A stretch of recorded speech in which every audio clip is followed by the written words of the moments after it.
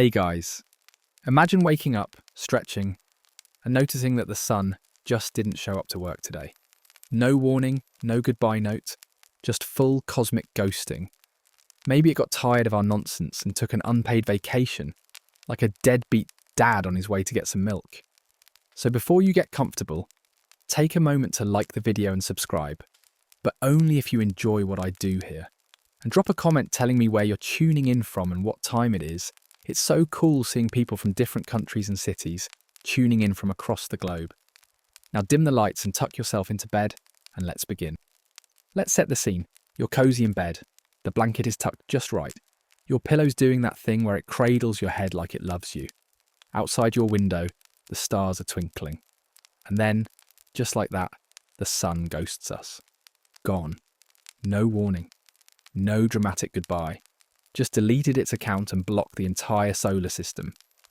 Now before you freak out, you wouldn't notice anything at first. For 8 minutes, everything looks fine. The birds are chirping, the neighbours are arguing about recycling again. And you're probably still trying to remember if you left the stove on. That's because sunlight takes 8 minutes and 20 seconds to get to Earth. So technically for those 8 minutes, you're basking in ghost light. Warm, cosy, comforting. And completely fake, like most Instagram stories. But then, bang, no more light, just darkness. The sky doesn't gently dim like it's winding down for a Netflix binge.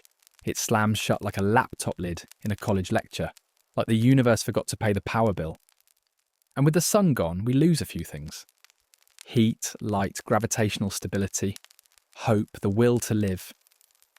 Earth, having been gracefully orbiting the sun for billions of years like a loyal sidekick, now suddenly realises its best friend was the main villain all along. And without that gravitational tug, Earth just flies off in a straight line, like a shopping trolley someone let go in a windy car park. Where's it going? No one knows. But it's not stopping for snacks. Now let's talk temperature. Because if you thought your sibling was cold, Earth is about to enter a whole new level of emotional unavailability. Within a week, the surface temperature drops below minus 17 degrees Celsius or 1 degree Fahrenheit for my American audience. Within a year, it's minus 73 degrees Celsius or minus 100 degrees Fahrenheit. That's colder than your freezer. Literally. And not in the LOL I'm so quirky I like ice cream in winter way. This is the I can feel my organs crystallizing way. The oceans start freezing, but not all at once. The surface goes first, locking in all the fish like a seafood lasagna. But the deep ocean, that stays liquid for a while, warmed by hydrothermal vents. Down there, weird little glow-in-the-dark shrimp are having the time of their lives, completely unbothered by the apocalypse. Honestly, those guys have been prepping for this since forever. Meanwhile, up here, humanity is losing its collective mind, because Starbucks stopped serving lattes due to a sudden and permanent lack of daylight. Let's not forget the plants. Poor little guys. No sunlight means no photosynthesis. No photosynthesis means no oxygen. No oxygen means, well, you get the idea. You are the houseplant now, and you forgot to water yourself. For all of eternity. But people?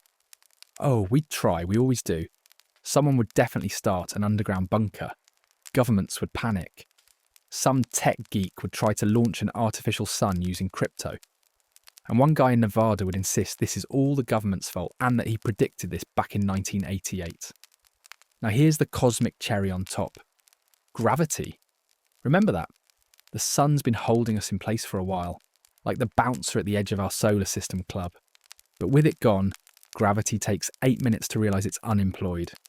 And then, Earth's orbit goes from a nice gentle circle to screw it. We're going rogue. We start drifting into space, just floating. No destination, no GPS, just vibes. And the moon. Oh, the moon is also fired. It was only shining because of sunlight, remember? Now it's just a grey potato in the sky, invisible and pointless. Sorry, moon. You had one job. So there we are. A frozen, drifting marble spiralling into the abyss, like a sad snowball someone rolled once and forgot. No more sunrises, no more beach days, no more let's go outside and touch grass. Just you, Earth, and the endless silence of the void. Romantic in a, we're all going to die, but at least it's quiet kind of way. But hey, it's not all doom. Some scientists believe Earth could get snagged by another star's gravity millions of years later. Imagine that. Earth gets adopted by a new star family, reboots its life, maybe even gets a second chance at civilization. So breathe easy. The sun is still there. For now. You're still here, the lights are on, and tonight you get to fall asleep knowing that if the sun ever does disappear, at least you'll go out with a really dramatic story. Now let your eyes close, drift away, feel the warmth of your blanket, the gentle hum of your fan, and imagine Earth wrapped in darkness spinning softly like a lonely marble through space, searching for a second chance. Alone, cold, abandoned by the sun like a forgotten pizza pocket in the back of the freezer. But humans are stubborn. If there's one thing we excel at, aside from fighting each other and inventing French fries, it's surviving. Sort of. Usually in the most chaotic, unnecessarily complicated way possible. Let's start with the big question. How long could we make it? With the surface temperature dropping fast, the planet becomes a no-go zone pretty quickly. Above ground, everything's frozen. Enter the doomsday bunker crowd. You know the type. They've been preparing for this moment since forever. They've got canned beans, wind-up radios, 10,000 AA batteries, and enough toilet paper to qualify as currency. While the rest of us are screaming at the sky and arguing about how to start a fire using a USB-C cable, they are already 2 months into a cosy little society where the rules are made by the guy with the last packet of instant noodles. Geothermal heat becomes humanity's new best friend. Deep below the surface, the Earth is still warm. The molten core didn't get the memo about the apocalypse and is still bubbling away. Bless its fiery little heart. So if you dig deep enough and manage not to die from claustrophobia or your bunkmate's chronic tuna breath, you could live for quite a while. In theory, whole cities could move underground. Subway systems could be converted into livable spaces. Imagine that. Your daily commute becomes your permanent address. Hey, I'm in Unit B12, formerly known as the northbound platform. The rent would still be too high, obviously, but heat is only part of the problem. What about food? No sunlight means no crops. No crops means no food. Unless you like chewing on memories and your old shoe, we're going to have to get creative. This is where hydroponics and artificial light farming come in. It's like playing God but with kale. We'd use massive arrays of grow lights powered by nuclear or geothermal energy to keep plants alive, creating little pockets of greenery in a dead grey world. And for protein, you guessed it, bugs. Lots and lots of bugs. Turns out crickets are nutritious, easy to farm, and excellent at ignoring your existential dread. Plus, they don't judge you when you cry while chewing them. Meanwhile, the surface of the planet continues to freeze. Cities become silent, icy monuments to what used to be. Times Square, frozen. The Eiffel Tower, frosted like a wedding cake. Australian beaches, still hot, just kidding. Solid ice.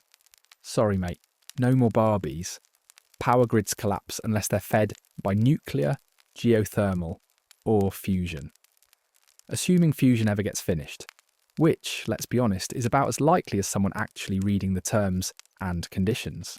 Still, some reactors could keep the lights on. Literally, light becomes the new luxury. Forget gold or Bitcoin. If you have a working LED bulb, you're basically royalty.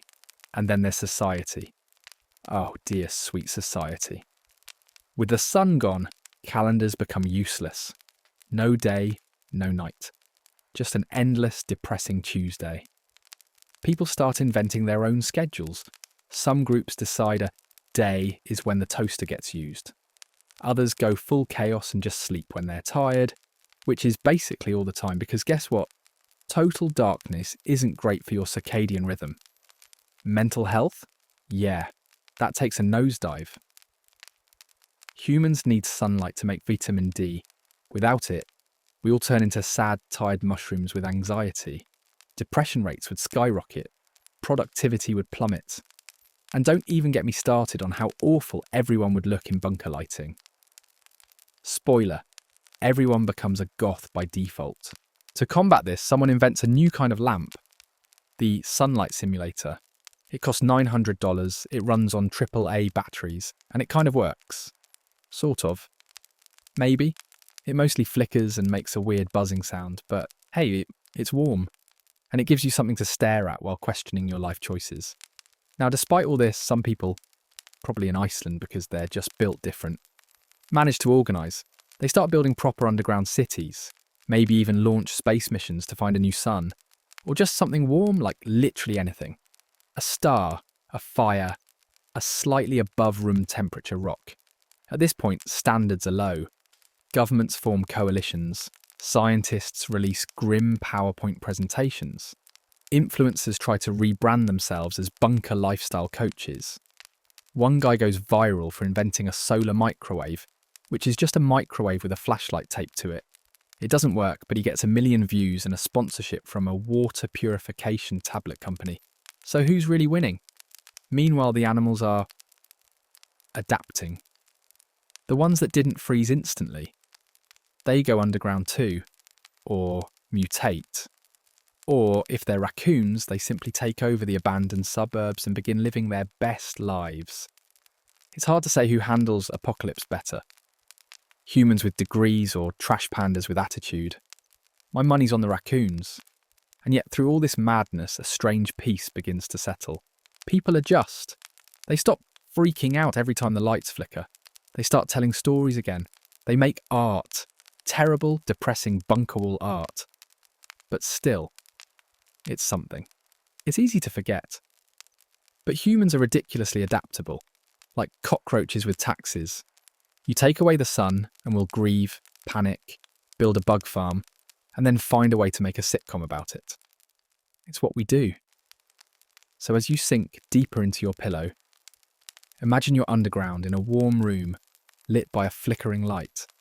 Outside, the world is frozen, quiet, peaceful in a weirdly sad way. But down here, you're alive. You're breathing. You're safe. And maybe, just maybe, you're dreaming of the stars.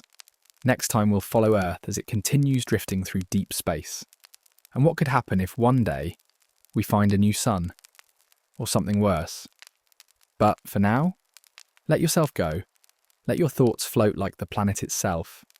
Cold, aimless, and a little confused, but still here. So Earth is now drifting through space like a confused tourist who lost their tour group. But we're not the only ones. Let's start with Mercury. Poor Mercury, closest to the sun. Always hot, always scorched. Basically, the planetary version of that guy who gets sunburned walking past a microwave. Without the sun, Mercury becomes an extremely confused rock. It was once cooking at 430 degrees Celsius. Now it's colder than your ex's heart after you forgot their birthday. With no atmosphere to trap heat, Mercury freezes faster than leftovers in an Antarctic deep freezer. It's now a sad little ice nugget spinning aimlessly through nothingness. Venus. Venus used to be the drama queen of the solar system. Thick atmosphere. Raging greenhouse effect. Hotter than a microwave burrito left in a volcano. You'd think losing the sun would calm it down. But Venus doesn't chill. Literally. Its atmosphere is so thick and toxic that it holds on to heat like a grudge. So while other planets are out here freezing, Venus is still stewing in its own cosmic hot tub. It's the planetary equivalent of someone wearing a leather jacket in summer, just to prove a point. Mars. Oh, Mars was already on the fence. Cold, dry, a little shy. It was never that warm to begin with. And now, total deep freeze. The kind of cold that makes even space rovers want to call in sick.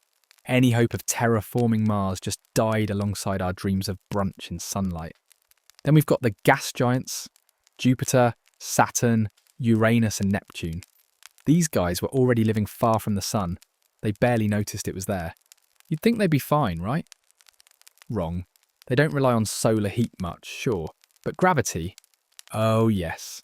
And with the sun out of the picture, They're off their leashes, drifting, spiraling, possibly crashing into each other in slow-motion galactic bumper cars. Somewhere, Saturn's rings are just unravelling like a poorly tied bun. Let's talk moons. Jupiter's got dozens. Saturn has more. Tiny frozen bodies that orbited their gas overlords like loyal pets. But without solar gravity holding everything in its neat little dance, orbits start breaking down. Moons get slingshotted into space like a cosmic game of dodgeball. Some might crash into their planets. Others drift off into the void, hoping someone will notice them. Spoiler, no one does. No one. And the asteroid belt? Yeah, imagine the world's largest, most disorganised rock concert. Now without security or stage lights. It was already chaotic. Now it's full Mad Max. Asteroids flying everywhere. Some slamming into planets. Others just quietly spinning for eternity, wondering why everything feels off. Oh, and Pluto. Pluto is living for this. It was kicked out of the Planet Club years ago, and now finally, everything's chaos. No more inner planet cliques. No more being left out of NASA graphics. Just pure, frozen anarchy. Pluto's been emotionally prepared for this since 2006. But the real fun begins with the Oort cloud. That distant shell of icy debris surrounding the solar system like the universe's forgotten sock drawer. Without the sun's gravity, those frozen chunks are no longer politely orbiting. They're now flinging off into deep space at random. Each one a potential future problem for some alien civilization wondering why it's suddenly raining comets. You'd think all this destruction would be loud and dramatic. But no, it's quiet. Space doesn't do sound. No explosions, no roars, no dramatic violin scores, just silence. Deafening, infinite silence. As celestial bodies pirouette off into the dark, each one desperately pretending they know where they're going. And then there's the human part of the solar system. The probes, the satellites, the billion-dollar pieces of tech we launched with hopeful names like Voyager, New Horizons, and Elon Musk's Tesla. They were built to talk to Earth, to send us postcards from the edge of the galaxy. But now, Earth is floating somewhere weird. Or maybe crashed into an asteroid.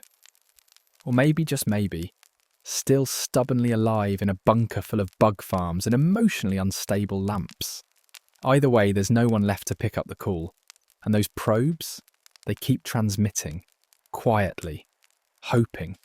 Like a dog waiting at the door for an owner who moved out 5 years ago. Tragic, poetic, stupidly sad. Let's not forget, the sun wasn't just our light bulb.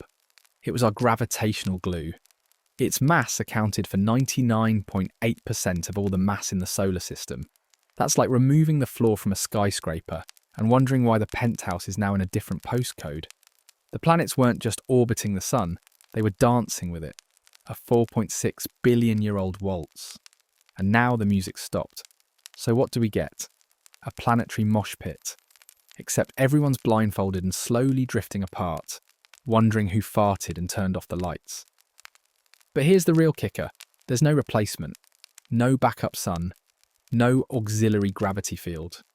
Once it's gone, it's gone. This isn't a turn it off and on again situation.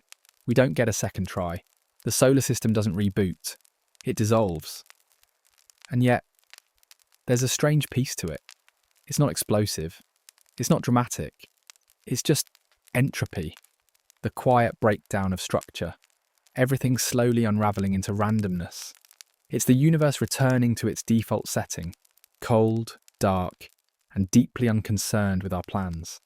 So as you lie there, wrapped in your blanket, hearing the soft sound of your fan humming beside you, imagine the planets. Silent, floating. Some of them still spinning out of habit. Others already colliding in tragic icy car crashes. The solar system, once a vibrant, swirling masterpiece, now a scattered jigsaw puzzle missing half the pieces and all the instructions. But you're warm. You're safe. You're horizontal. And the sun is still here. For now.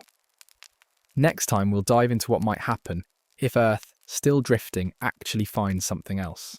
A new star. A black hole. an alien McDonald's. The possibilities are endless and only slightly terrifying. But for now, just breathe, sink deeper into the bed. Let your mind wander like Earth itself, gently drifting through the void. So Earth is now officially homeless. The sun's gone. The solar system is in shambles. Planets are yeeting themselves into the void. And here we are. Earth, wrapped in a blanket of frozen sadness, drifting through the galaxy with all the grace of a drunk raccoon looking for a bin to knock over. But don't worry, things can always get weirder. See, space isn't empty. Not really. It's full of stuff. Stars, dust, gas, black holes, probably one or two forgotten IKEA Allen keys. And Earth, now unanchored, begins drifting through all of it. Slowly, silently. Like a lonely marble in an infinite hallway with no walls, no floor, and no signs pointing anywhere helpful. Let's take a moment to talk about how alone Earth actually is now. The nearest star system, Alpha Centauri, is about 4.37 light-years away. That's 41 trillion kilometres. And Earth is travelling at around 30 kilometres per second, which sounds fast until you realise it would still take us over 40,000 years to get there. And that's assuming we're even heading in the right direction, which, spoiler alert, we're probably not. We're just floating wherever gravity lets us, like lint in a cosmic dryer. Now let's imagine what we might encounter along the way, because the universe isn't just sitting still. No, it's playing a chaotic game of three-dimensional billiards, with rogue stars, collapsing gas clouds, and objects so dense they bend space like a hot spoon in a bowl of cosmic porridge. First up, rogue planets. These are real. Thousands of planets, just like Earth, wandering the galaxy without a star. They've been ejected from their systems, probably during some messy planetary divorce. They're cold, dark, and drifting, just like us. So yeah, Earth might bump into one, or pass by one, or accidentally swipe right on the wrong one and start an awkward gravitational tango that ends with everyone crashing and no one calling the next day. Next, black holes. Because of course, nothing says relaxing bedtime thoughts like an invisible ball of space-time death. A black hole wouldn't just pull us in, it would stretch Earth into spaghetti before slowly tearing it apart atom by atom. But don't worry, black holes are rare. Mostly. Kind of. If you're into statistics that don't guarantee safety, but make you feel slightly better. Neutron stars? They're fun too. Imagine a star that collapsed into something so dense, a teaspoon of it would weigh more than Mount Everest. Now imagine drifting near one. The magnetic fields alone could fry our atmosphere like a cheap microwave zapping a tinfoil burrito. It wouldn't be a dramatic explosion, more like an unceremonious vaporization. Poof. No credits, no sequel. But let's say somehow Earth doesn't get eaten, crushed, or turned into interstellar lasagna. Let's say we keep drifting decade after decade, millennia after millennia. Eventually, maybe, we pass near a new star. Could we settle down? Start over? Find a warm spot to thaw out and complain about how cold space was? Possibly, but it wouldn't be easy. For one, Earth would need to get captured by that star's gravity, not crash into it. And capturing a planet isn't like catching a butterfly. It's like trying to throw a bowling ball past a moving treadmill and hoping it hops on naturally. Spoiler, it won't. Unless we hit just the right speed and trajectory, we either slingshot right past it or straight into it. But let's pretend, for the sake of our sleepy optimism, that we do get captured. Earth settles into a new orbit around a new star. There's sunlight again. Daylight. Warmth. Vitamin D. Instagram photos with natural lighting. Sounds great, right? Well, not exactly. See, this new sun might be hotter. Or colder. Maybe it's a red dwarf that flickers like a broken headlight. Maybe it's a blue giant that fries everything in its orbit like a hairdryer taped to a furnace. Earth was built for our sun. It's basically the clingiest relationship in the universe. Changing stars is like changing oxygen levels mid-sentence. Possible. But you're probably not going to enjoy the transition. And even if the new star is somehow perfect, same temperature, same distance, same vibes, we still have a frozen Earth. Oceans turn to ice. Atmosphere mostly gone. Ecosystems long dead. Rebooting Earth would be like defrosting a 4.5 billion-year-old lasagna with a candle and good intentions. Still, maybe some bunkers survived. Maybe a few thousand people, pale and vitamin D deficient, crawl out and squint into the new dawn like cave gremlins. What year is it, they ask. Did we win? And then they begin again. Farming, rebuilding, arguing about who gets to name the new star. One guy insists on calling it Sun 2, Electric Boogaloo. No one likes him, but he brought a working toaster so he gets a vote. Now, if you're thinking all this sounds like a lot of effort, yeah, it is. But that's humans for you. Give us a frozen wasteland drifting through the stars, and we'll still find a way to argue about parking spaces. But you, right now, you don't need to worry about that. You're safe. In bed, drifting only into your own thoughts. The sun is still there. Your planet is still orbiting. And the odds of randomly drifting into a neutron star tonight are astronomically low. Like winning the lottery while getting struck by lightning on. Mars low, so close your eyes. Imagine the stars, distant, cold, silent. Earth drifting past them like a slow-moving miracle wrapped in ice. Alone, but still somehow intact. And next time we'll talk about how humans might try to replace the sun with fusion, space mirrors, or just a very enthusiastic flashlight.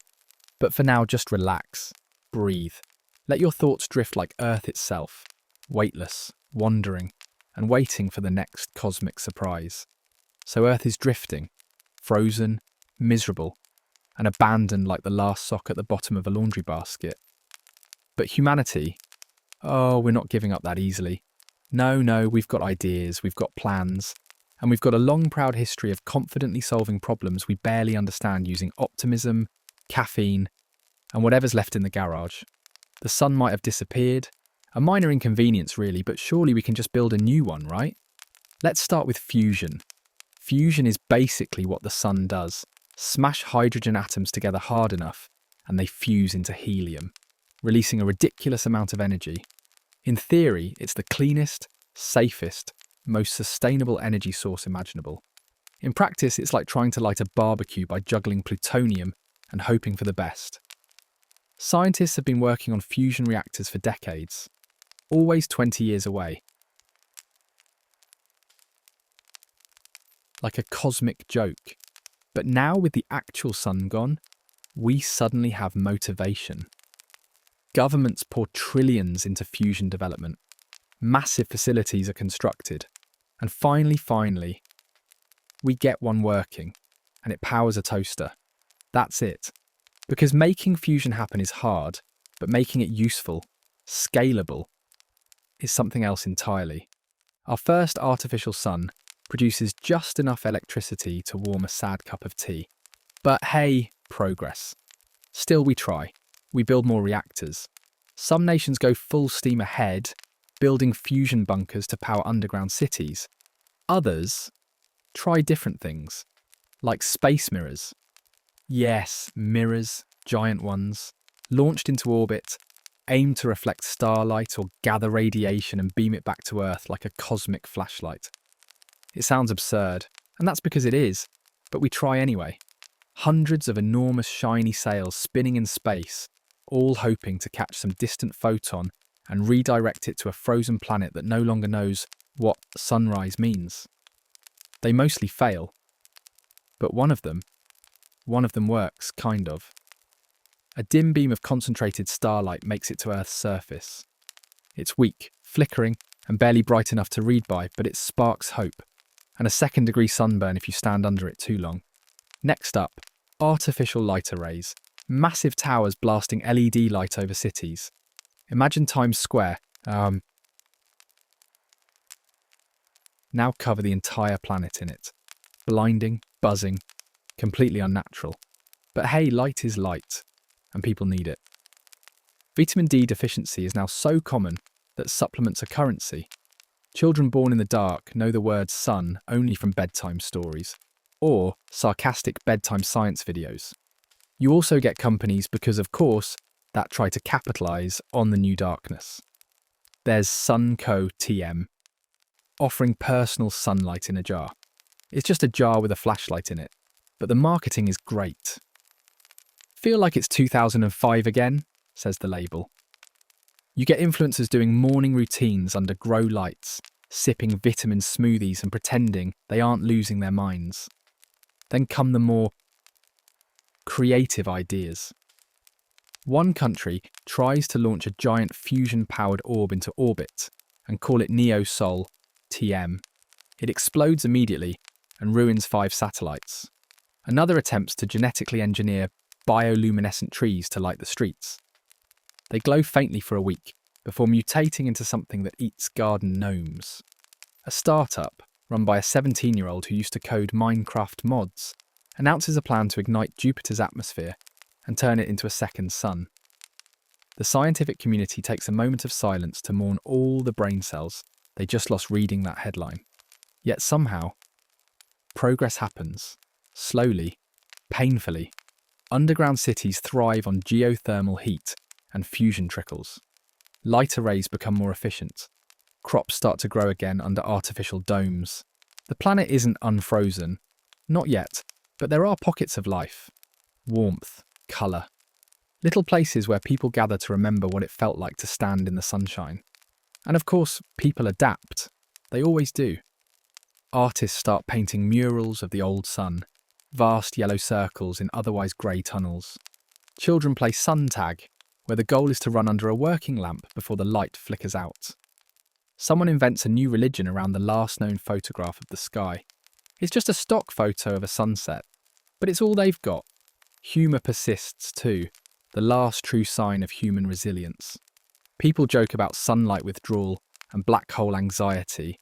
There's a sitcom called Where the Sun Don't Shine, and it's filmed entirely under one flickering emergency light. Critics call it a masterpiece of claustrophobic comedy. Others just call it too real. But even in the dim light of artificial suns, people don't forget. There's still a sense of waiting, of longing, of looking up at the black sky and wondering, just for a moment, if maybe there's still something out there, some other star, some other home. Because here's the thing, humans don't just survive. They romanticize their survival. They build narratives. They turn pain into poetry. They make art in the dark and believe, against all logic, that there's still light coming. And maybe someday someone will look up, see a flicker on the horizon, a real one, and say, there it is. But for now, it's still dark. The air is cold. The sky is silent. And you're safe in bed, listening, imagining the glow of a makeshift sun warming a bunker 1,000 miles away. Some other person, just like you, wrapped in a blanket and daring to dream about a sunrise that may never come. Next time, we'll take a sharp left turn and talk about what happens if the sun doesn't disappear, but explodes instead. Because if we're going to fantasize about cosmic disasters, we might as well compare the flavours. But for now, close your eyes. Let the warmth of your blanket mimic the fading memory of sunlight. Let your thoughts drift like power cables in 0G, reaching for connection, flickering gently in the dark. Let's pretend, just for tonight, that the sun doesn't vanish like a shy ghost at a party. Instead, it explodes. Dramatically. Suddenly. Loudly. The kind of exit that says, I want to be remembered. The cosmic equivalent of rage quitting your job by setting the building on fire and yelling, I was the glue. Now, before we dive into this fiery hypothetical, it's worth noting, the sun can't actually go supernova. It's not big enough. I know, disappointing. Like finding out your toaster will never win a UFC title. But if we imagine the sun was bigger, say 8 to 10 times its current size, then yes, it could totally pull a supernova. And if it did, oh boy, first things first, there is no 8-minute grace period this time. No polite fade to black. When the sun goes supernova, it doesn't just disappear. It detonates, violently, brightly, like 10 billion trillion nuclear bombs all going off in the same spot. In the sky, it would look less like a sunset and more like God clicked delete and held the button. For a brief moment, the sun would outshine every other star in the night sky. Even from 150 million kilometres away, the explosion would be visible during the day, a brilliant, horrifying eye staring down at us, like the universe just realised it made a terrible mistake. And then comes the blast. The first wave is pure light, blinding. A sudden intense radiation burst that doesn't ask for permission before it starts melting everything. If you were outside, well, you aren't anymore. You're now part of a globally charged sidewalk mural. Your shadows would be burned into the wall behind you like some post-apocalyptic Banksy. And don't even think sunscreen is helping you here. SPF 50 isn't going to block the raw fury of a dying star. This isn't sunburn. It's there is no skin anymore burn. Next comes the real shockwave. A wall of high-energy particles ripping through the solar system like a cosmic bulldozer. Mercury, Venus, vaporized. No funeral, no fanfare. Just gone. Earth? Well, we'd be in the splash zone. Within hours or days, depending on the exact nature of the explosion that shockwave hits us. It compresses the atmosphere, ignites everything flammable, and leaves behind the kind of damage that would make even insurance companies give up and start baking bread instead. The oceans? Boiled. The surface? Glassed. Your pets? Vaporized mid-snack. That nice garden you were so proud of? A smoking crater. Basically, imagine taking a hairdryer to an ant farm. Only the ants are us, and the hairdryer is the fury of stellar death incarnate. But wait, it gets worse. There's a chance the sun wouldn't just explode. It could also unleash a gamma-ray burst. That's right. We're now in bonus destruction territory.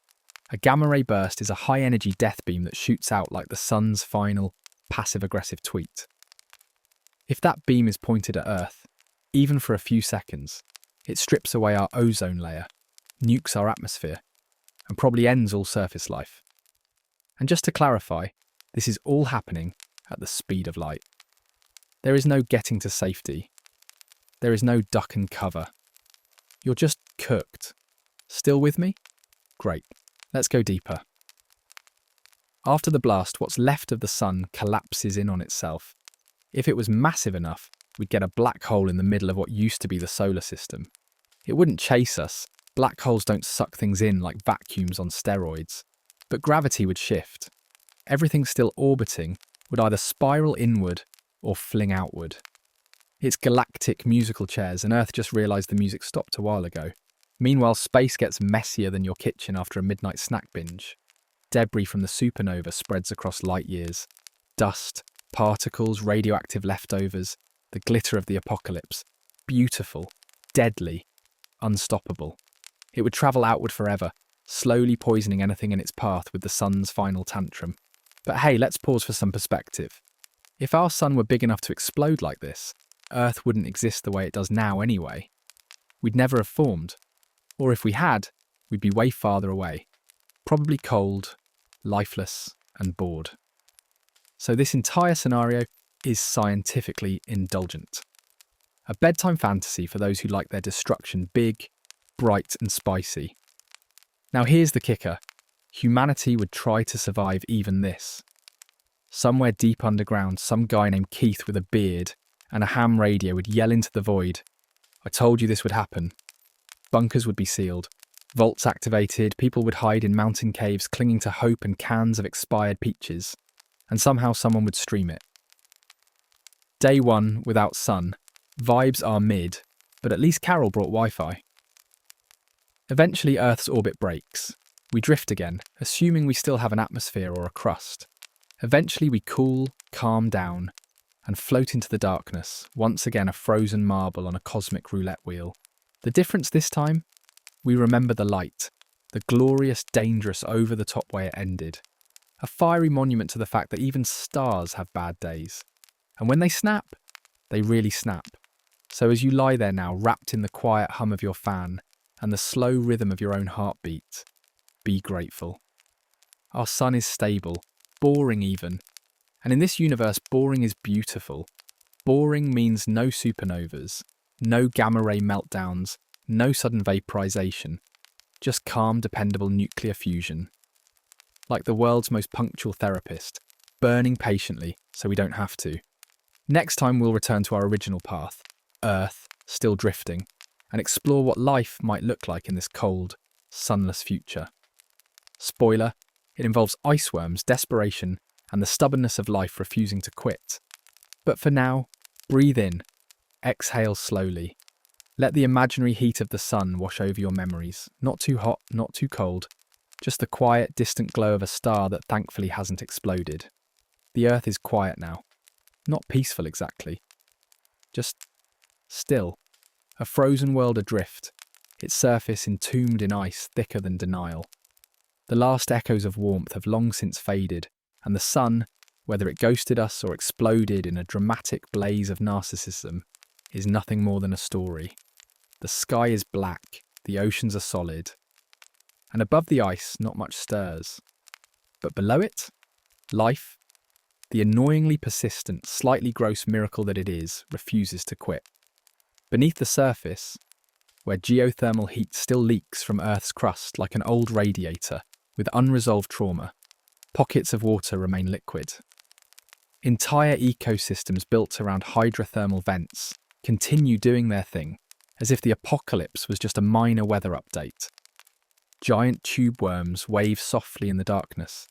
Bacteria metabolize sulfur like it's fine wine, and shrimp, actual shrimp, mill around with the blank, dead-eyed confidence of creatures who've never once paid rent or read the news.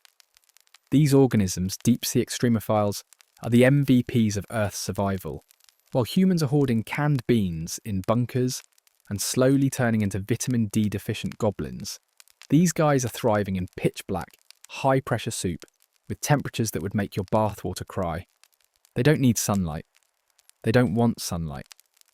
They were never part of the solar-powered ecosystem that's now collapsed in on itself. They were built for this. And that raises a question. What else might survive? Or even evolve? It's easy to imagine life ending with us. Because, let's be honest, we've made ourselves the main characters. We build museums to our own greatness. We name species after ourselves. We put our faces on coins and then argue about whose face gets to stay there. But microbes? They don't care. They never did. In frozen lakes beneath Antarctica, in real life, not just our icebound Earth fanfiction, scientists have found microbial communities living in brine pockets between sheets of ice. On Mars, if there's anything alive, it's probably similar, hiding out beneath the crust, quietly judging our rover selfies. And on this dark, drifting Earth, the same idea holds. Tiny, strange, stubborn life forms huddled wherever there's heat, moisture and something vaguely edible. Caves too would become sanctuaries, warmed from within, shielded from the deep freeze above. Insects, fungi, maybe even some mammals could persist for generations. Bats, for example, notoriously hard to kill, and already used to sleeping upside down in cold, wet places. Now they're just doing it on hard mode. Then there's us, humans somehow still clinging on, deep underground, adapting to a world where sunlight is a myth, and vitamin D is a black market currency. Our skin pales, our eyes adjust to the dark. Maybe over thousands of years, we evolve. Thinner, larger pupils, softer bones, hairier everything. A race of cave-dwelling gremlins who whisper legends of the great glow that used to rise in the sky. We teach children about photosynthesis like it's witchcraft. We paint murals of trees and beaches, and ice cream melting in the sun, even though no one alive has seen any of those things. We eat fungus, bugs, and whatever protein sludge the hydroponic lab spat out this week. And if we're lucky, we forget what warmth used to feel like, because forgetting hurts less. But life wouldn't just endure. It would shift, stretch, crawl into every crevice the Earth still offered. Extremophile fungi could start breaking down ice-bound carbon sources. Methane-eating microbes might expand through subsurface pockets. Evolution doesn't stop because the planet's cold and sad. If anything, it gets more creative. The creatures that emerge from this world wouldn't resemble anything in your average children's zoo. Think eyeless, translucent scavengers with sensory whiskers and digestive systems optimized for decay. Not pretty, not Instagrammable, but alive. And that's the point. Life, at its core, doesn't need to be elegant or majestic or even cute. It just needs to keep going. Doesn't matter how, just that it does. Somewhere beneath a glacier the size of Europe, an ancient fish twitches in the dark. It's never known light. It doesn't care. Its heart beats slowly, methodically. It eats microbes. It breathes water so cold it would kill a human in seconds. And in its weird little alien mind, everything is fine. Life doesn't mourn the sun. Only we do. And in that, there's something strangely comforting. When everything we built, cities, monuments, our really excellent sourdough starter, is gone, the essence of life remains. Quiet, ugly, determined. Not on Instagram, not on a pedestal, just existing. Above them, the ice shifts slightly. It's still moving. Tectonic plates continue their slow dance beneath the crust. Volcanic vents pulse with molten breath. The planet is not dead, just sleeping, cooling, changing, rewriting itself from the inside out. And if you lie there long enough, wrapped in your own quiet cocoon, you can almost feel it. The soft hum of life, far below the silence. The beating of tiny hearts. The bubbling of chemical reactions. The subtle click of a cell dividing in the dark. Not heroic, not grand, but alive. And somewhere out there in space, Earth continues to drift. A frozen time capsule. A graveyard and a nursery. Waiting, endlessly, for something or someone to find it. Somewhere out there, the Earth is still floating. A ghost ship in space. Cold, silent, wrapped in darkness like a body in a velvet coffin. Nothing moves on the surface, except the occasional crack of shifting ice. Oceans sit frozen mid-wave. Cities are encased in crystal. Time capsules of shopping malls. Crosswalks and apartments still decorated for holidays that no longer matter. And above it all, stars drift past like indifferent gods. Until something notices. It might take millions of years, maybe longer. But eventually someone, or something, stumbles across this planetary popsicle. Maybe it's a hyper-advanced alien civilization with curiosity and too much free time. Maybe it's a rogue probe from another corner of the galaxy. Or maybe it's just some interstellar teenager on a joyride who slams the brakes when they see the solar equivalent of a crashed yacht floating by. Whatever the case, they stop. And suddenly, Earth matters again. The first thing they notice? It's weirdly intact. Most planets drifting through space look like they've been through a blender. But this one, it's preserved, frozen, still holding shape like it's waiting for a reboot. The aliens, assuming they think in ways even remotely like we do, would see evidence of design. Cities, roads, structures, and a satellite belt that's now just a field of glittering space trash orbiting a dead world like confetti around a gravestone. They scan the surface. Temperatures are lethal. The atmosphere is thin, frozen, or just plain wrong. But deep scans reveal warmth beneath the crust. Activity, life, microscopic probably. Maybe something bigger, maybe something watching back. Now let's be honest, there's no guarantee these beings are friendly, or helpful, or even capable of empathy. For all we know, they communicate by screaming at rocks and think concrete is a form of weaponized fungus. But curiosity is universal, so they investigate. A landing team descends, sleek ships cutting through the icy sky like scalpels. They touch down in a place that used to be Central Park, or maybe the Sahara, or maybe some obscure Australian highway that's now buried under 100 metres of glacier. It doesn't matter. Everything familiar is gone. The explorers walk through our ruins. Their lights scan frozen buildings where families once ate dinner. They see fossilised plants pressed against glass. A vending machine still stocked with snacks that haven't been touched in 10,000 years. One of them, for reasons unclear, pockets a Twinkie. They find remnants of us. Bones, tools, art, maybe even something as ridiculous as a phone still clutched in a frozen hand, screen shattered, battery long dead, one unread notification still lingering like a ghost. The aliens collect data, measure, record, argue in strange vocalizations about whether this was a war, a natural disaster, or just really bad design. They debate reviving something. Maybe one of us. Maybe a squirrel. Maybe a mushroom. They have options. None of them good. If they're particularly advanced, and particularly unbothered by moral grey areas, they might try to thaw the planet. jumpstart its orbit, reseed the surface with genetically restored life. Earth becomes a cosmic science experiment, a galactic zoo, a remake of a show they never watched but heard was good before it got cancelled. And if they're less than advanced, maybe they don't understand what they've found. Maybe they land, poke at the ice, declare it boring, and leave. Or worse, take something. A microbe, a spore, a frozen human finger and a dog collar with the name Rusty still legible on the tag, then fly away without realising they just brought the space version of mouldy leftovers into their home world. Earth remains, unchanged. The planet doesn't care. It just keeps drifting. It has no expectations, no demands, no plans. It is past the need for validation. It is the cosmic equivalent of a retired king feeding ducks in an abandoned park. Serene, irrelevant, almost wise, but somewhere, maybe deep beneath the crust, in a forgotten geothermal pocket, one stubborn spark of life registers the faint vibration of a ship leaving orbit. It's not aware, it's not conscious, but it twitches, slightly, and then it splits. One cell becomes two become four, and life continues. Not because it wants to, not because it needs to, but because that's what it does.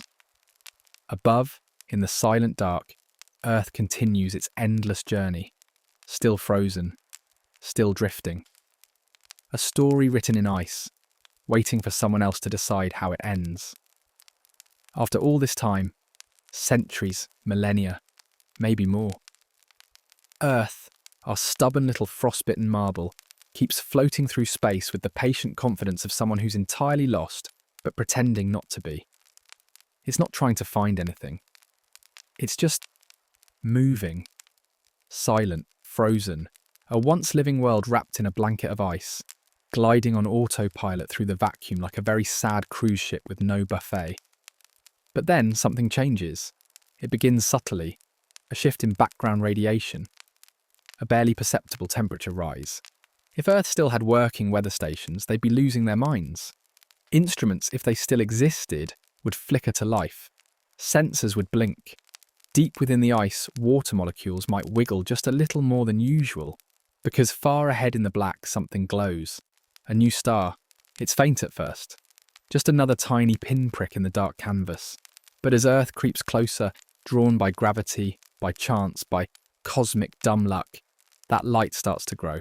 And for the first time in eons, the planet isn't getting colder. It's warming.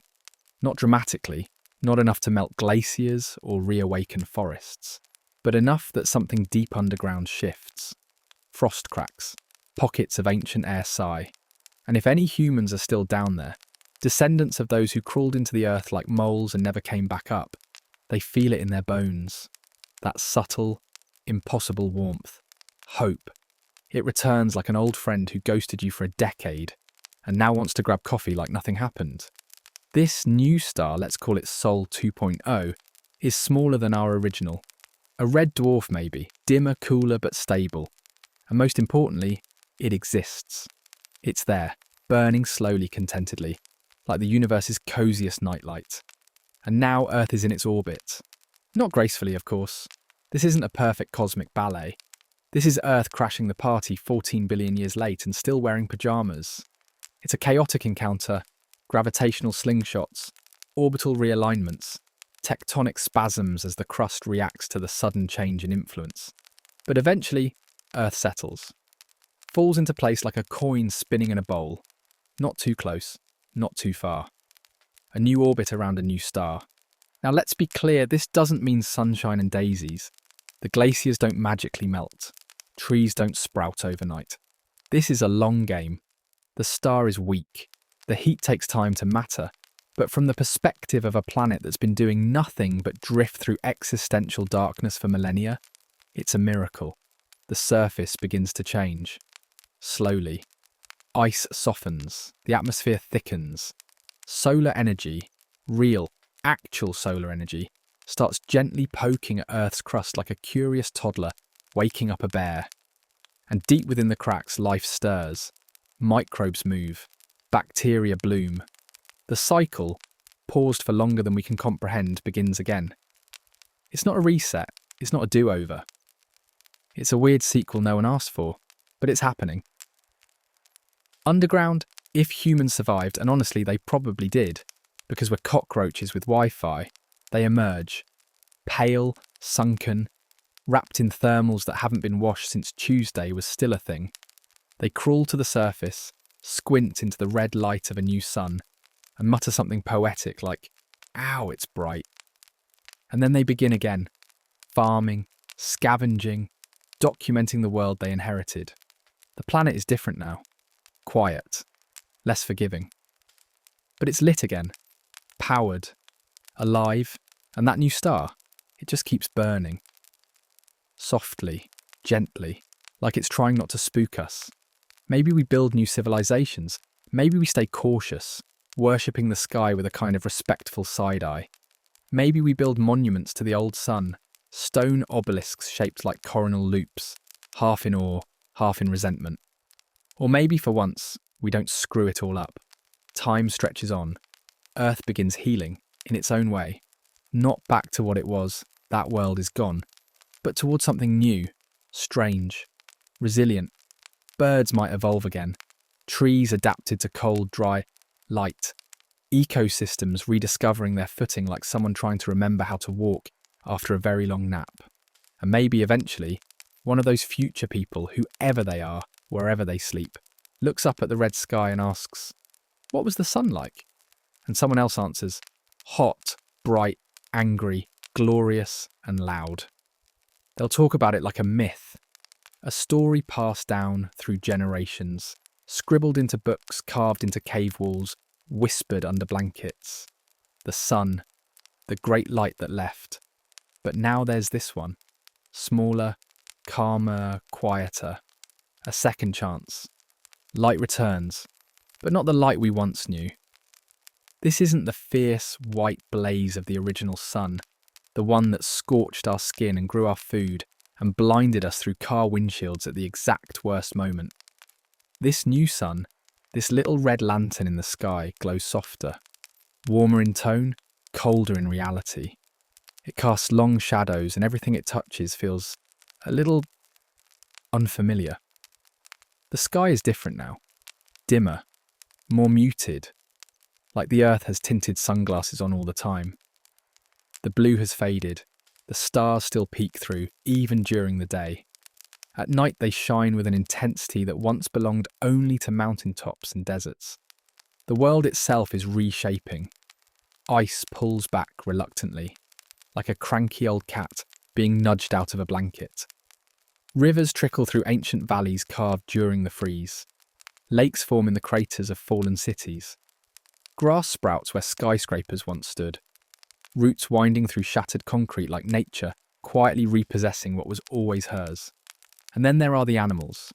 Because life didn't just wait. It evolved.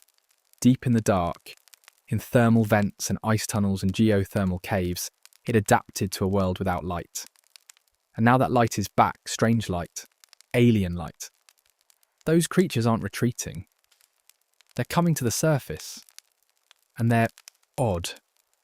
Eyes too big, skin too pale, bioluminescent patterns still glowing faintly under the new sky, like memories of a time when everything was black. Birds that echolocate, rodents with fur that shifts colour to match the rust-hued dawn. Insects that hum in weird, harmonic frequencies, like they're trying to tune into a radio station that doesn't exist anymore. Even the plants are different.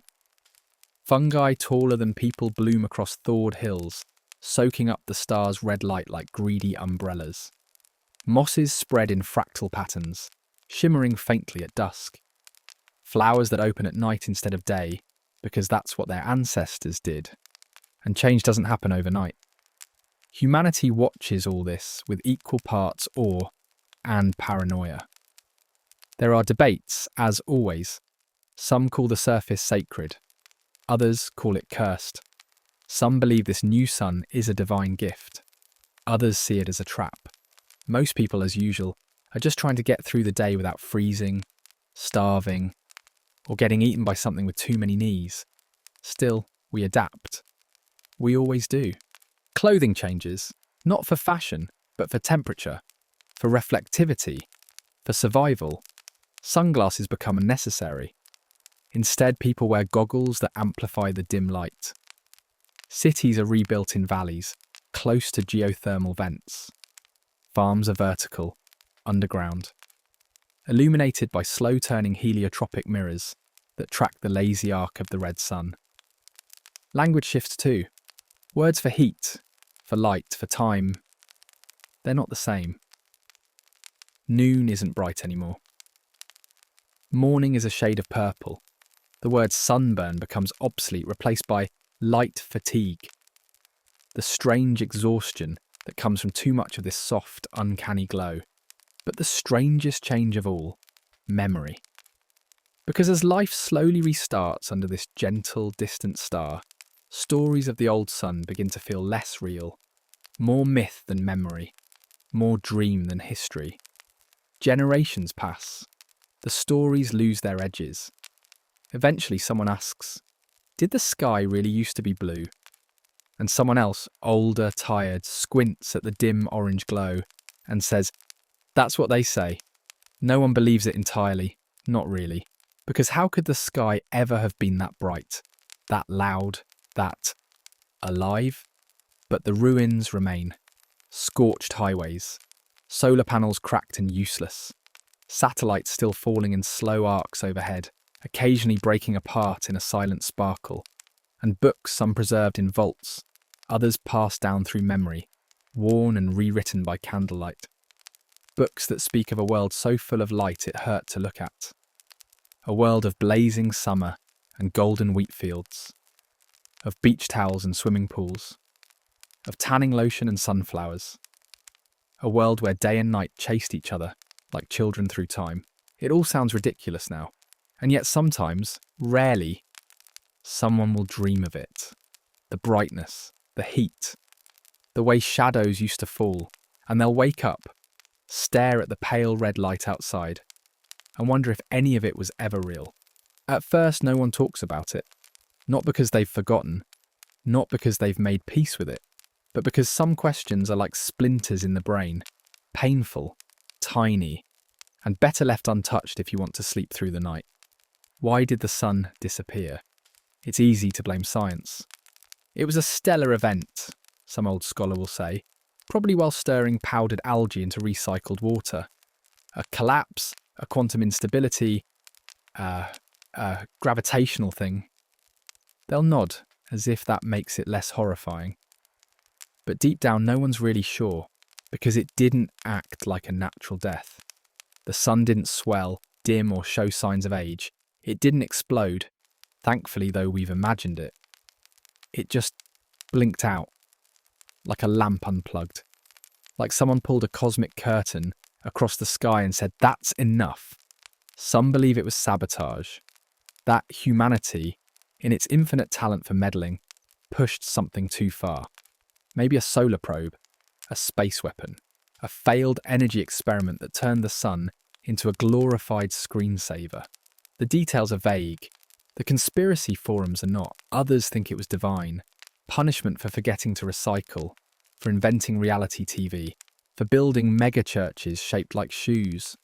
Depending on which sect you ask, the sun disappeared because we deserved it, or because it loved us too much to watch us anymore. Then there's the wild theory, the one everyone rolls their eyes at but secretly wonders about, that something took it. Not took, as in stole a physical object, but removed it from our perception, as if the sun didn't die, but was simply erased, edited out of the sky like an inconvenient truth. Not for revenge, not for fun, just because somewhere someone decided our world didn't need that star anymore. No explanation, no warning, just delete. If that's true, it begs a louder, nastier question. Who's watching? It's a thought that sticks.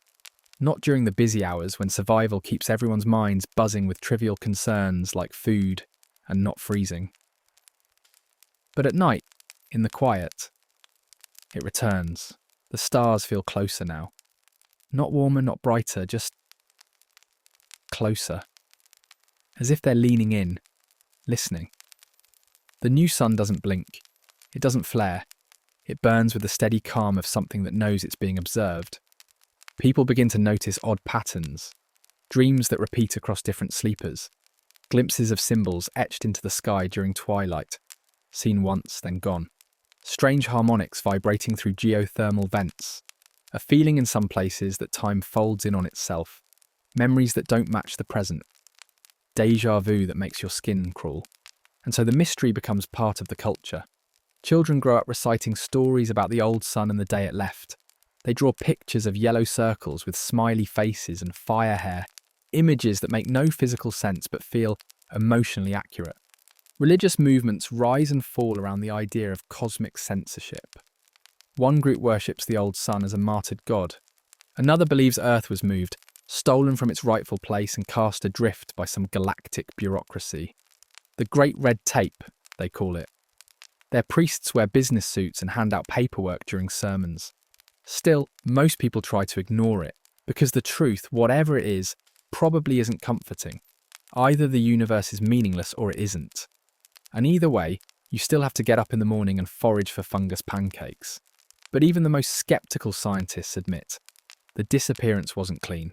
There are traces, echoes, residual radiation in frequencies that shouldn't exist, distortions in gravitational measurements, anomalies that don't fit any known model. It's as if the sun was replaced with a placeholder, a patch, something running in the background to keep Earth from spiralling completely into oblivion, but not quite right.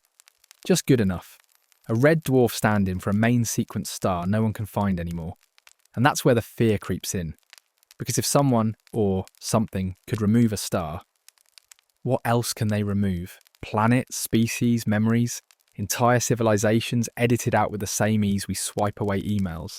Maybe Earth wasn't the first. Maybe we're just the first to notice. Still, there's no point in screaming about it. There's no one to answer, no one to blame. Just the stars, still out there, still watching.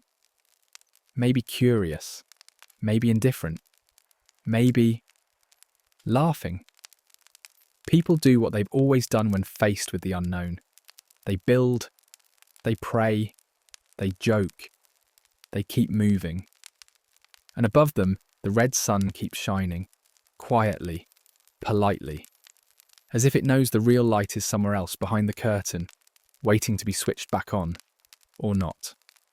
At some point, once the panic fades, once the fungus farms are stable and the bunkers smell only mildly, like desperation, humanity does what it always does when it gets bored. It starts building rockets. Not in the flashy, chest-thumping way it used to.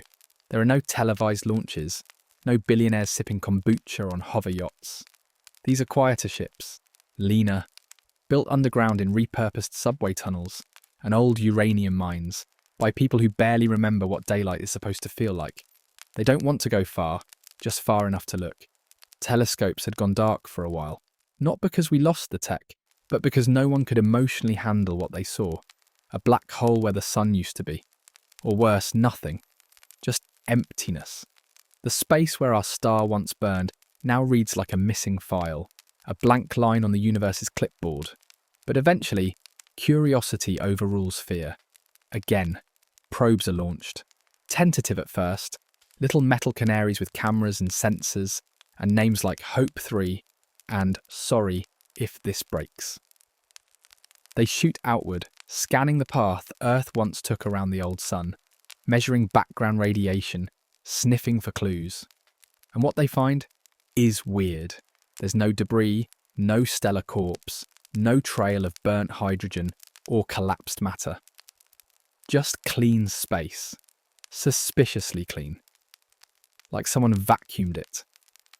Or worse, rewrote it. One probe disappears entirely. No signal, no wreckage. Just silence. Another comes back spinning. Its instruments fried, its memory corrupted, filled with strange symbols and low rhythmic pulses. One of the pulses matches the frequency of whale songs. The other matches the human heartbeat. Governments, or whatever's left of them, start quietly panicking again. Some declare the old solar system off limits. Others launch more probes. A few attempt manned missions. One ship makes it to what used to be the orbital plane of Mercury. They find a void. Not just a black spot in the sky, but a region of space that feels wrong. Light bends oddly. Time drags. Instruments freeze or refuse to work entirely. One astronaut describes it as being stared at by something behind a mirror. They turn back, and the mission is never spoken of again. But rumours leak, of course. They always do. Stories of patterns burned into the hull. Voices in the static. One crew member returned blind, not physically, but cognitively. Her eyes work, but she refuses to open them. Says there's too much watching.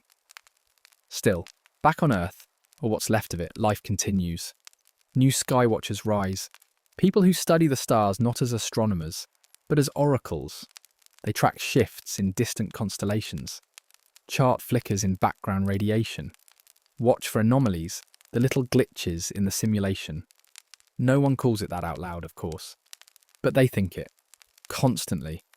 And in time, a decision is made, not to return to the old sun, or whatever's replaced it, but to move outward, away from it, away from the mystery, towards something else. Colonization efforts resume, not in the bright flag-waving way they used to. There's no fanfare here, just slow, calculated pushes toward habitability, nearby systems, rogue moons, space stations floating like skeletal lanterns in the dark. Humanity spreads again. Not as conquerors, not even really as explorers. More like refugees who've accepted that their old home is gone, and maybe was never really theirs to begin with. Some look back at Earth and see a cradle. Others see a tomb. Still others, the romantics, the weirdos, the ones who paint glowing murals on oxygen tanks, they see a question. One the universe hasn't answered. One it might never. But they keep asking anyway. Because the sky is open now. And the old sun, whatever happened to it, left behind a hole that begs to be filled with meaning, with light, with something. And even if the universe refuses to explain itself, we'll keep climbing, keep building, keep aiming our antennas at the dark and whispering, we're still here. Not everyone left. When the sky went dark, when Earth froze and drifted, and when the red sun finally flickered into view like a forgotten candle in a cathedral, some people chose to stay. Not out of fear. Not because they were stuck, but because they felt something different. A gravity not from a star, but from the planet itself.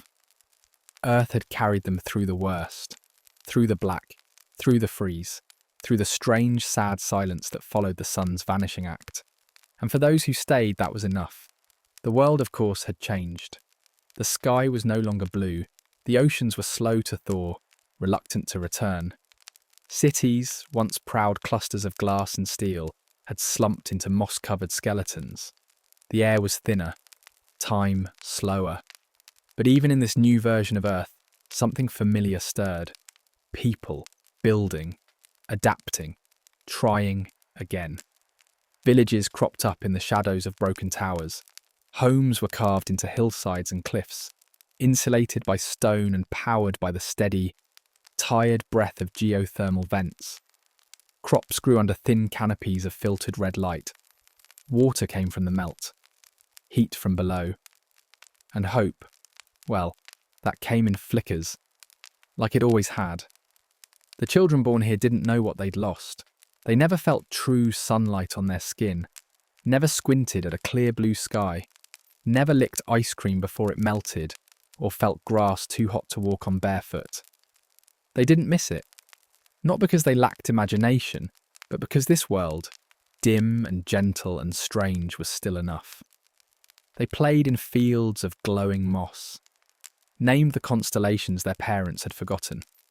Some of them even heard old stories about the first sun, the great bright, the sky that used to burn and laughed. Too bright, they'd say. Sounds annoying. And maybe it was. The Earth wasn't trying to be what it was. It had no interest in nostalgia. It simply continued, slowly, deliberately. Its heartbeat quiet but steady. Its air sharp but breathable. Its people fewer but kinder. There were no more empires, no megacities, no billboards asking you to shop now. Just communities, just meals, just warmth, not from the sky but from each other. Elsewhere, out in the black, humanity had spread like a nervous rumour. Space stations, colonies, floating cities orbiting distant stars, ships with names like Emberlight and New Dawn, and possibly a bad idea. They chased new suns, new air, new beginnings, and some of them even found it. Others didn't. Those who made it sent signals home, if Earth was still listening. And it was. Not frantically, not always. But sometimes when the stars were quiet and the red sun was low, a message would buzz through the static. Grainy, barely translated, always delayed by years or decades. But clear enough. We're alive. We remember. And Earth would listen. Not with longing, but with something softer, like pride or forgiveness. Back in the old cities, some structures were repurposed. Libraries became greenhouses. Subways became farms. Temples were hollowed into sanctuaries for quiet thought, not worship. The word God fell out of use, not out of disbelief, but because it felt unnecessary. The sun was gone. And yet here they were. People spoke differently too, slower, more deliberately. There were fewer words for rushing, more for watching. A new term emerged, half lullaby, half philosophy. It meant something like, the warmth that remains after the light is gone. And that's what Earth had become. A warmth, a memory.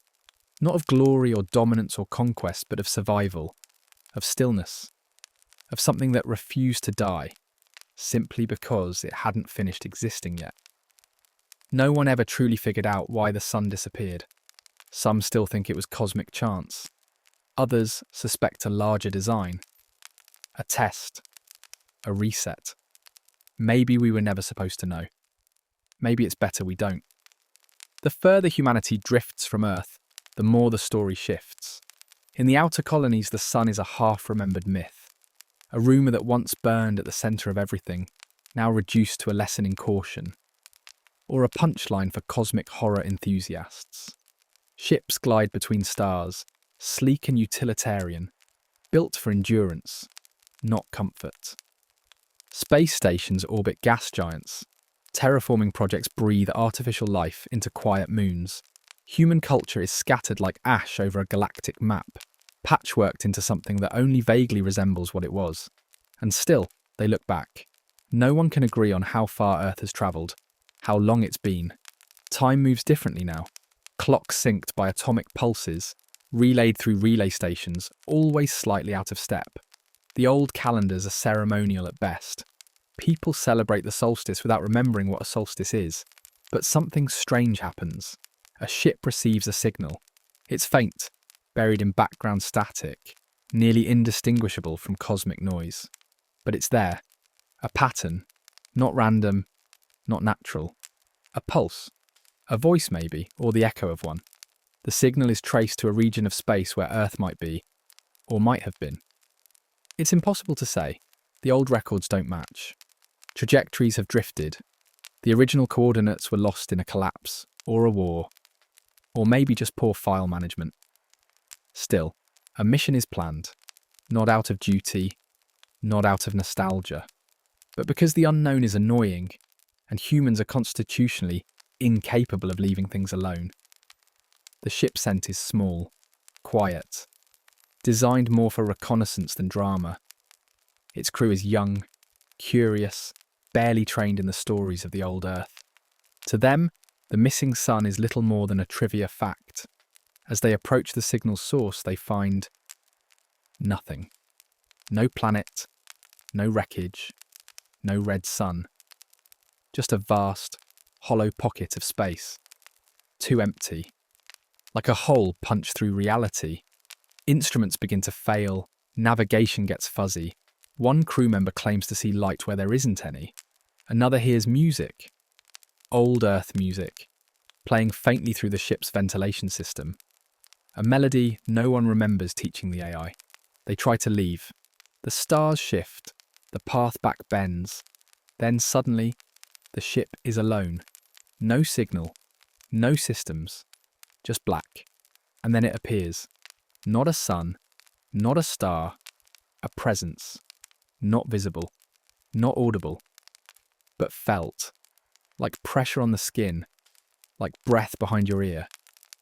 Something ancient, not malevolent exactly, but tired, watching, waiting. And in that moment they understand something that was never meant to be understood. The sun didn't disappear. It was taken, moved, preserved, not destroyed, archived. As if someone or something has been collecting stars, not to use, not to consume, to remember. The crew sends a final transmission. They don't explain what they saw. They don't describe it. Only this. We are not alone. We were never alone. And nothing is ever truly lost. The message reaches no one for years, but eventually it does. And somewhere far away a light flickers on. Not a star, not a flare. Just a pulse, soft, deliberate. Like a finger tapping glass, a knock, and a question. There are no fireworks at the end, no final dramatic reveal. Just that soft, deliberate pulse in the dark. A cosmic heartbeat, steady and impossible, echoing across light years. It doesn't demand anything, it doesn't threaten, it simply exists. And that somehow is worse. The signal spreads slowly, not as a broadcast but as a whisper passed from system to system, a decoded murmur. The sun is still there, not where it should be, not how it should be, but there, somewhere, watched over, preserved like a painting kept in a room no one is allowed to enter. Humanity is older now, scattered, diluted. It no longer remembers itself as one species. Colonies evolve differently. Cultures diverge. Languages fracture. Some speak only in numbers, others only in light. Yet across this tangle of fractured humanity, something shifts. For the first time in countless generations, people look not forward, not out, but back. Back to the sun, back to Earth, back to a sky that was blue. Most still don't understand what it means. The concept of a star being moved doesn't fit into known physics, or known logic, or known anything. It's a violation of natural law, a puzzle piece carved from a different reality. And yet there it is, the pulse, still tapping, still waiting. No one knows what to do about it. Scientists try to simulate the region of space the message originated from, but their models break. Equations spiral into nonsense. Calculations loop infinitely, as if the universe itself refuses to render that part of the map. Theologists call it a divine echo. Philosophers call it proof of the absurd. Children, when told about it, simply nod and say, "I know." And no one really knows what they mean. They try to ignore it at first, as if ignoring something so distant, so impossibly abstract, will somehow make it go away. Governments release vague statements about anomalies. News stations reduce it to a graphic with a blinking red dot and a poorly pronounced star name. The public gets bored in a week, but the scientists don't. The mathematicians don't. The people who listen to patterns for a living don't. In the quiet, behind closed labs and soundproof doors, they keep listening. And the pulse keeps happening. Every 43 hours. On the second. A soft beat like a metronome at the end of the universe. It doesn't transmit in any known language or frequency. It isn't composed of radiation or gravitational ripples. It just is. Like someone tapping their finger on the edge of creation, hoping someone's paying attention. Eventually someone tries to respond. Not with words, because there are none. Not with math, because that fails too. Instead they send a simple signal back. A mirrored beat. A reply. And then they wait. Nothing happens. Not for weeks. Not for months. But then the pulse changes. Still the same timing. Still the same tone. But now layered beneath it is something else. A modulation. A hesitation. Like it's listening too. That's when people start to panic. Not publicly. Not in riots or mass hysteria. This isn't a movie. It's quieter than that. But in the minds of the few who understand what this might mean, something cracks. Because whatever is sending the pulse, it isn't natural. It isn't random. It is reacting. It is aware. This alone rewrites everything. Not just about physics, not just about cosmology, but about the nature of silence itself. Because space, as everyone knows, is quiet, cold, indifferent. And now something out there is watching. There are debates, endless ones. Some argue it's a glitch, a cosmic artifact from some forgotten collision. Others think it's the result of a star being torn apart by a black hole in just the right way to produce a repeating pattern. But no model supports that. Nothing natural could be this consistent, this deliberate.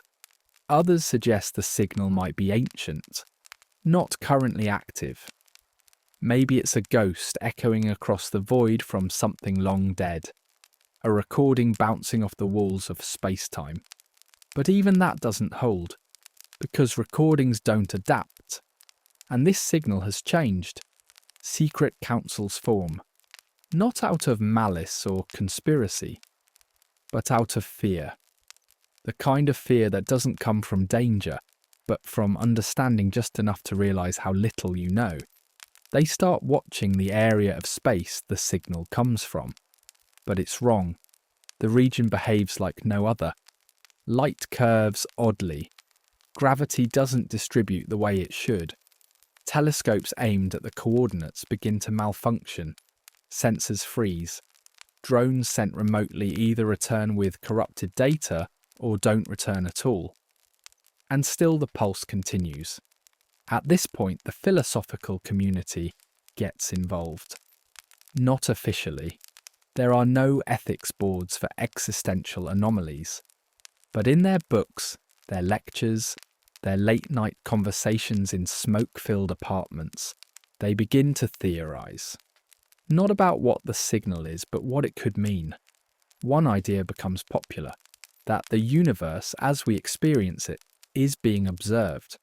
Not by a god in the traditional sense, but by something. Something with the power to nudge, to edit, to send. A few say it's proof we're in a simulation. Others say it's the voice of the universe itself. A breath, a sigh, a murmur from the void. A minority claim it's bait. They argue that anything capable of sending a signal like this across galaxies, while remaining undetectable in every other way, is not doing so out of benevolence. They suggest the pulse is not a message, it's a hook, and we're the fish. But that theory doesn't take root. Not because it isn't possible, but because the alternative is more seductive, more human. That someone out there is trying to reach us. And maybe we're not alone. Regardless of the theory, something becomes clear. We have to look. The urge to explore is buried too deep in our nature. Curiosity is stronger than fear. Always has been. So teams are formed. Proposals written. Budgets destroyed. The best minds are pulled from their fields and handed impossible tasks. Build a vessel that can go farther than anything ever has. Build something that can see without seeing. Move without moving. Survive places that break the laws of nature just by existing. The first attempts fail. Spectacularly. Prototypes collapse under their own complexity. Designs that look good on paper disintegrate in real conditions. One model disappears entirely during a test jump and is never found again. And still the pulse continues. But a few, always a few, want to see for themselves. They build a vessel, the most advanced yet. Quiet, agile, able to slide between gravitational fields like a needle threading through silk. It takes decades to prepare, and when it launches, it does so without ceremony. No one cheers, no one waves flags. The event is marked only by a moment of silence and a dimmed light. They call it the answer. Not because they believe it will bring one, but because it's all they can offer. The journey takes a long time enough for new stars to be born and old colonies to forget they ever existed. On board, the crew lives, sleeps, wakes, and repeats. They stop being explorers. They become monks of motion, disciples of inertia, pilgrims orbiting a question. And eventually they arrive. At the edge. They don't see it exactly. There's no wall, no border, just a feeling. The way your stomach drops when you reach the edge of a high place and look down. The way the air seems thinner, even in a sealed ship. The way light itself seems cautious. Everything slows. Instruments start behaving oddly again. The ship's AI reports non-Euclidean curvature ahead. The crew doesn't know what that means. Neither does the AI. But it says it with a kind of robotic nervousness no one programmed into it. And then in the centre of everything, they find it. The sun, unchanged, suspended in nothing.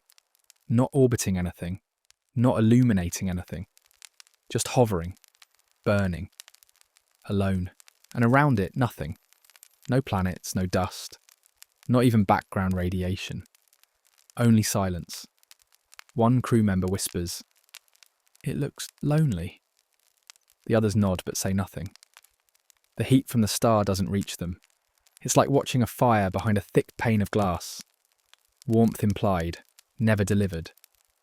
Then the whispers begin, not from the sun, from somewhere else. Not words either, not really, just impressions, feelings, ideas shaped like half-finished dreams. The crew experiences them differently. One sees their childhood bedroom. Another hears the voice of a long-dead parent. One smells oranges. Another tastes salt water. All are overwhelmed with one sensation. They are being understood. Not watched. Not judged. Understood. And something else. The knowledge that this has happened before. Not to Earth.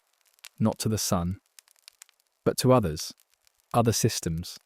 Other civilizations, other lights. This place, this void, is a vault, a library, a gallery, a place where stars are kept when they are no longer needed, not destroyed, not lost, just remembered for what they meant, for who loved them, for who feared them. The crew doesn't understand how they know this. There are no messages, no beams of information. It's like standing in a museum and knowing, without being told, what the artist felt when they painted. And then it passes. The sun remains. Unchanged. The whispers fade. The pulse stops. Not abruptly, not violently, just a fade out, like a song reaching its final note. The crew waits. Hours, days. Eventually they understand. That's it. There's no final message. No great revelation. No cosmic fireworks. Just the quiet knowledge that something somewhere cared enough to keep a memory alive. And that has to be enough. They leave. Not quickly. Not slowly. Just with purpose. The ship turns and begins the long return. By the time they reach inhabited space again, decades have passed. And no one is surprised. They share their story. No one doubts it. No one fully believes it either. It becomes a myth, a parable. A bedtime story, a warning, but also a comfort. Because now when people speak of the sun, they don't speak of loss. They speak of memory, of something held gently in the hands of something much larger than themselves. Not gods, not machines, something else. And when children look up at their dim red suns or their simulated skylights or the stars beyond their domes, they don't ask, "Where did it go?" They ask, "Is it still watching?" And someone always says yes. Even if they don't know why, even if they're not sure they believe it, they say it. Because some stories aren't meant to be solved, just told and retold until the stars themselves remember.